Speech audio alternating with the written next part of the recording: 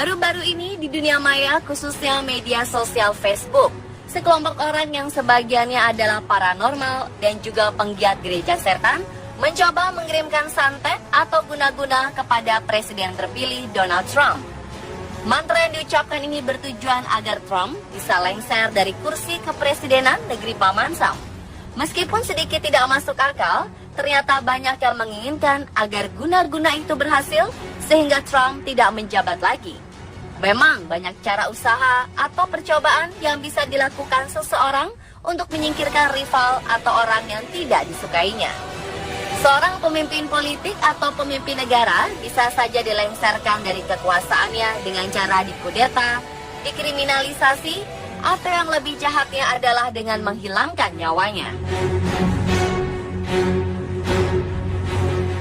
Telah banyak contoh kasus pembunuhan dan percobaan pembunuhan yang dilakukan kepada pemimpin negara. Pemirsa, inilah kasus percobaan pembunuhan pemimpin negara versi On The Spot.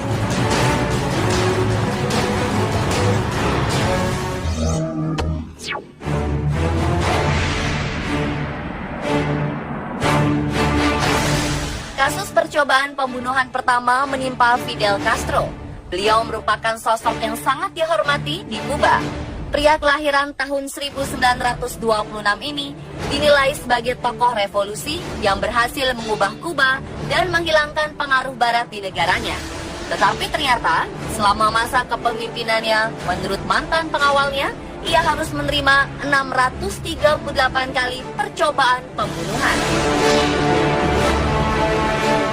Berdasarkan pengakuan mantan diplomat Amerika Serikat di Havana, Wayne Smith, Dinas Intelijen Amerika Serikat CIA, dan para pelarian politik Kuba menghabiskan waktu hampir setengah abad berkomplot untuk membunuhnya.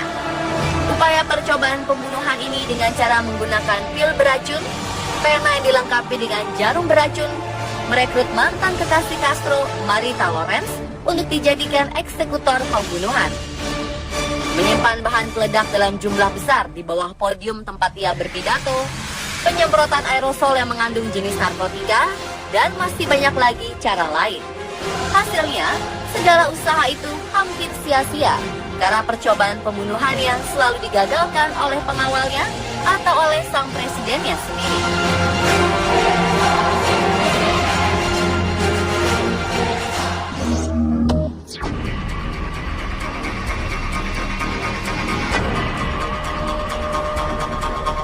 Vladimir Ilyich Ulyanov, atau lebih dikenal dengan nama Lenin, adalah seorang revolusioner komunis Rusia, memimpin partai Bolshevik, dan juga pernah menjadi Perdana Menteri Uni Soviet.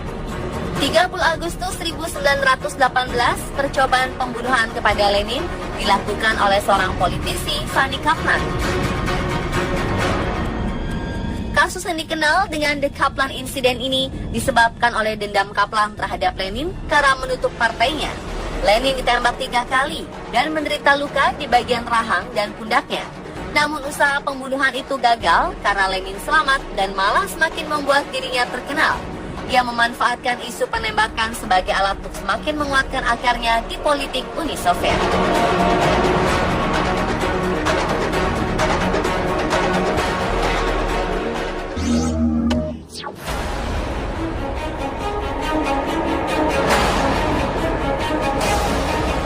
Pemirsa, tokoh Jerman sekaligus pemimpin Nazi Adolf Hitler terkenal karena menyebabkan terjadinya Perang Dunia Kedua.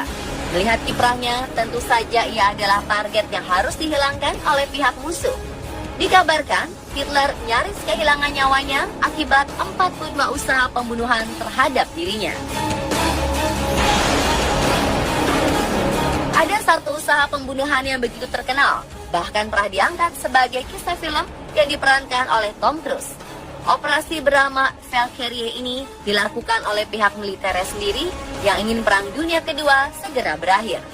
Percobaan pembunuhan pada 20 Juli 1944 itu dilakukan dengan cara meletakkan sebuah tas berisi bahan peledak dan diposisikan sedemikian rupa agar berada di dekat Hitler ketika ia menghadiri pertemuan. Namun usaha itu gagal ketika posisi tas tersebut ternyata diletakkan di dekat Jenderal Heinz Brandt yang tewas akibat ledakan tersebut. Hitler sendiri selamat dengan hanya luka di bagian telinganya.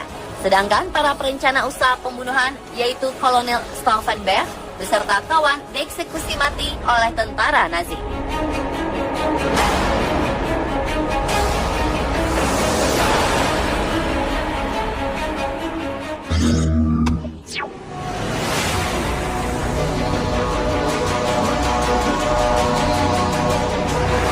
Menjadi presiden untuk negara besar seperti Amerika Serikat tentunya bukan hal yang mudah. Ia bisa saja menjadi target pembunuhan dari berbagai pihak yang tidak menyukai kebijakannya, seperti Abraham Lincoln dan John F. Kennedy. Kedua tokoh ini menjadi korban pembunuhan karena ada sekelompok orang yang tidak menyukainya. Namun untuk percobaan pembunuhan kepada Ronald Reagan bisa disebut unik dan sangat aneh. Presiden Amerika Serikat ke-40 itu ditembak oleh seorang pria bernama John Hinckley Jr. pada 30 Maret 1981. Motif dari percobaan pembunuhan ini bukan karena ia membenci Reagan, melainkan Hinckley hanya ingin terkenal agar aktris favoritnya, yaitu Jodie Foster, dapat menyadari keberadaannya. Dan setelah berkali-kali berusaha mendapatkan perhatian dari Foster tapi gagal, Hinckley nekat menembak presiden kelahiran tahun 1911 itu.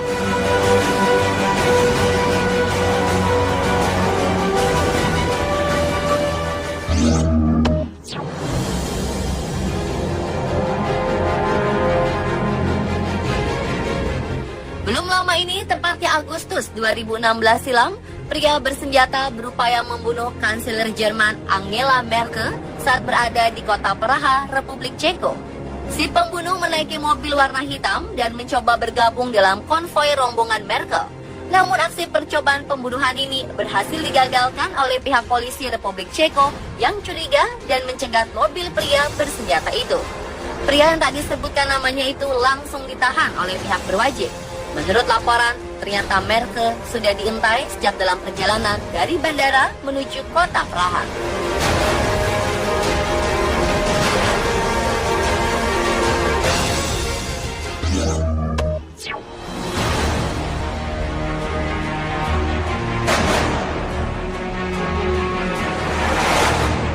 Pada era Kaisar Jepang Hirohito memimpin, yaitu tahun 1940, ada upaya percobaan pembunuhan terhadap dirinya. Diceritakan pada pertengahan Agustus 1945, ketika Perang Dunia Kedua akan segera berakhir, Jepang dibombardir oleh Amerika, terutama kota Nagasaki dan Hiroshima. Dan karena itulah Kaisar Hirohito ingin menyatakan menyerah kepada Amerika. Ternyata niatnya itu tidak diterima oleh beberapa pihak tentara Jepang, sehingga timbullah rencana untuk tetap menyerang Amerika dan membunuh sang Kaisar Hirohito. Beruntung rencana tersebut segera didengar oleh petinggi Jepang dan dapat digagalkan. Jika tidak, maka Amerika akan menjatuhkan lagi sekitar 7 bom nuklir untuk di wilayah Jepang pada tanggal 1 November 1945.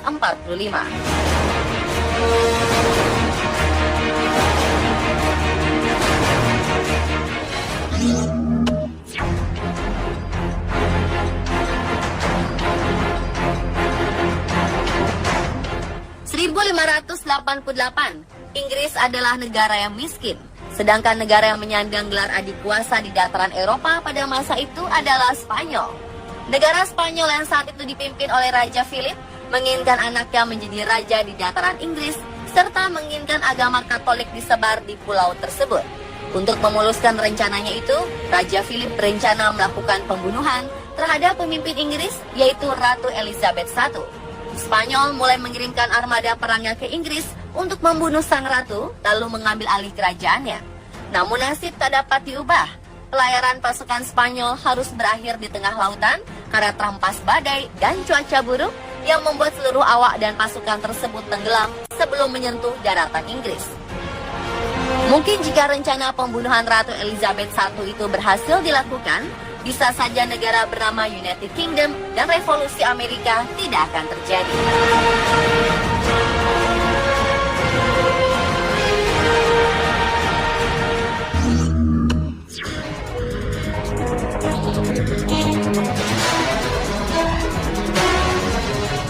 November 2011, seorang pria bernama Oscar Ortega Hernandez tiba-tiba saja menembaki Gedung Putih dengan 7 buah peluru dari pistol semi-otomatisnya. Ia berencana ingin membunuh Presiden Barack Obama.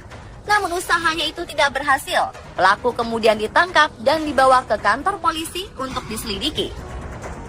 Setelah diselidiki, motif Hernandez untuk membunuh Presiden Amerika Serikat ke-44 adalah karena ia mengklaim bahwa Obama adalah seorang antikristus. Dan ia ingin membunuh Obama karena ia tak suka dengan pemimpin yang antikristus. Ternyata beberapa minggu sebelumnya, Hernandez pernah mengirim sebuah video kepada presenter terkenal Oprah Winfrey. Ia ingin diwawancarai oleh Oprah bahwa ia adalah Yesus modern yang telah dinantikan oleh semua orang.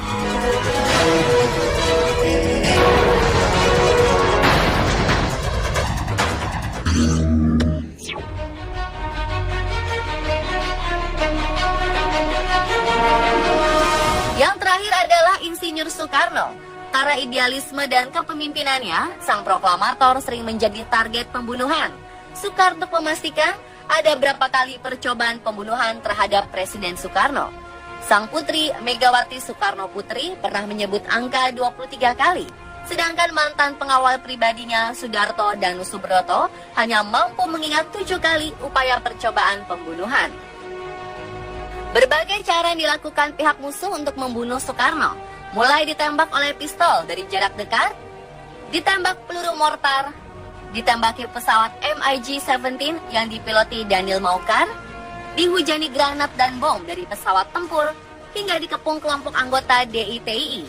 Dan kesemua usahanya itu selalu kandas, Bung Karno tetap selamat. Menghadapi percobaan pembunuhan terhadap dirinya, ternyata pria kelahiran 6 Juni 1901 ini tidak menjadi takut dan gentar. Ia selalu mengatakan bahwa mati hidup adalah kehendak Tuhan. Dan itulah pemirsa kasus percobaan pembunuhan pemimpin negara versi On The Spot.